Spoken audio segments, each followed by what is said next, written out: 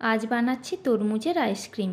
এই আইসক্রিম খেলে এই গরমে শরীর ও মন দুই কিন্তু ঠান্ডা হয়ে যাবে। খুবই সহজ প্রসেস, আর আমি একেবারে নির্ঝঞ্ঝাটভাবেই বানাচ্ছি। প্রথমেই তরমুজটি ছোট ছোট করে কেটে খোসা ছাড়িয়ে এরকম একটি ছাঁকনির সাহায্যে এর রস বের করে নেব। এর ফলে বীজগুলিও সহজেই আলাদা হয়ে যাবে। এখন ওই জুসের মধ্যে স্বাদ মতো চিনি ও বিট লবণ ভালো করে মিশিয়ে নিচ্ছি। আমার কাছে আইসক্রিম বানানোর মোল্ড নাই, তাই এই গ্লাসগুলিতে অল্প অল্প করে এই জুসটি ঢেলে ছোট পলিথিনগুলি একটি গার্ডারের সাহায্যে আটকে নেব। এরপর পলিথিনগুলির মাঝে একটু কেটে আইসক্রিমের স্টিক এর মধ্যে দিয়ে ডিপ ফ্রিজে রেখে দেবো 6-7 ঘন্টার মতো। এরপর আইসক্রিমগুলি জমে গেলে গ্লাসের তলায় হালকা চাপ দিয়ে ঘুরিয়ে আইসক্রিমগুলি বের করে নেব।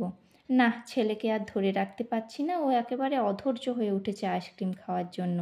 আর হ্যাঁ, তোমরা কিন্তু বাড়িতে অবশ্যই একবার বানিও।